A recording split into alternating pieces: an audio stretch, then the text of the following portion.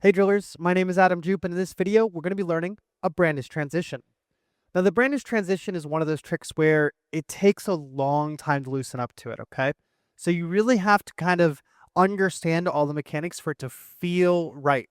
What tends to end up happening is that people tend to hold on really tightly, and then the rifle drags them around, right? And so what we're going to learn in this video is how to kind of loosen that up so that you can tighten your whole body and maintain good posture all the way through your brandish transition. All right.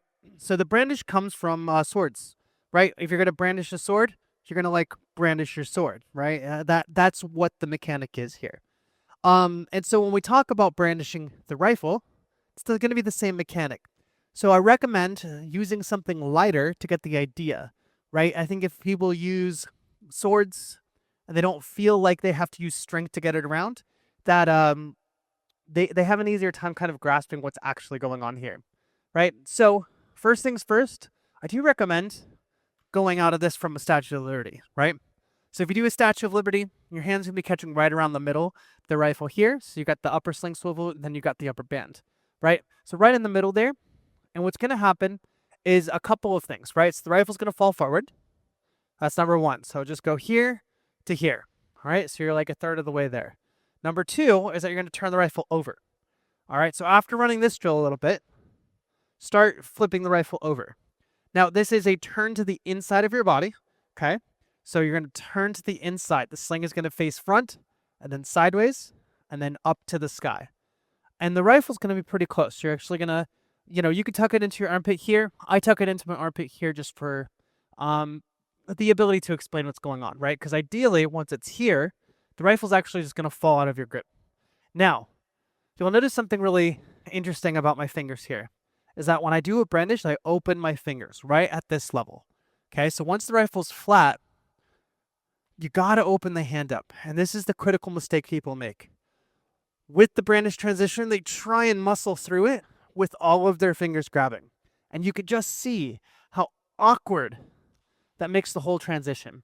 Take these 3 fingers, and even 4 if you've got good pinch strength, and open it up. Watch in slow-mo from the front, okay? You'll see all of my fingers come off the rifle in order to make that brandish transition look as natural as possible, right? I'm literally pinching the rifle between my thumb and the meaty part of my hand in order to make that look comfortable, all right? So, step 1, step 2, okay, and on step 2, open up these fingers. And finally, on step 3, you're going to let the rifle fall down. And as it falls backwards, you're going to kind of counteract that motion. It's a little bit of a circle, right? So watch how my right hand moves around. It's going forwards and backwards. And it's like tracking the rifle pretty well, but it's always like 1/4 step ahead, right? When I want the rifle to go forward, I push it forward from here. When I want it to start going backwards, I push it backwards from here. Right? So it's always 1/4 ahead. That feels more natural than like what you're thinking about it. So I wouldn't recommend thinking about it, just kind of feel it out. The last thing that I see people make mistakes on with this one is that they don't know the barrel comes to the inside of the body, right? So it's a forward falling barrel to the inside of the body. And then I do recommend stopping it with a nice posture right here, so you can go to something like right shoulder arms. That's going to be the entirety of the brandish transition. This builds into tricks like the tomahawk, right? And it's going to build into other really cool mechanics where like the underarm crank, right? So it builds that momentum so you can get those tricks going. So the brandish transition works really nicely for any sort of good flow mechanic where you want to like nice and pop it, right? So learning this is going to really connect a lot of the things that are going on the side of your body and evolve into bigger tricks deeper down the curriculum. Thank you so much for watching. My name is Adam Jeup, and happy drilling. Hey, are you looking to own your very own drill rifle? Trying to earn more sling qualifications in the curriculum? Looking to improve your team by improving your skills at home? Look no further than the Drill America DA1903 drill rifle, a drill rifle trusted by thousands of units worldwide.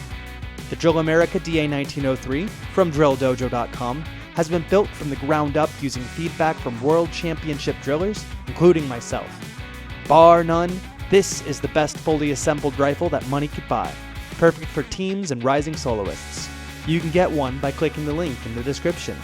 And now, the new DA1903 features many new advantages over our competitors, including a metal barrel cap for safety, a removable bolt for protecting your rifle during exhibition phase, an NGA resin stock, better grip, an improved balance point, and metal that's over 3 times stronger than before. Don't believe me? Check out this durability test. After 18 triples over concrete, the only part that broke was the screw. No problem though. Unlike competitors with their mail-in order forms, the Drill Dojo allows you to buy individual parts online with ease. And if you're worried about your stock, your purchase comes with a multi-year warranty upon registration of your rifle on Glendale Parade Store at glendale.com. So, if you're looking to elevate yourself to help develop your team, check out the link in the description to get your very own Drill America DA1903 drill rifle. Don't forget to get a Velcro adhesive sling with your order, great for safety by keeping the metal parts away from your hands.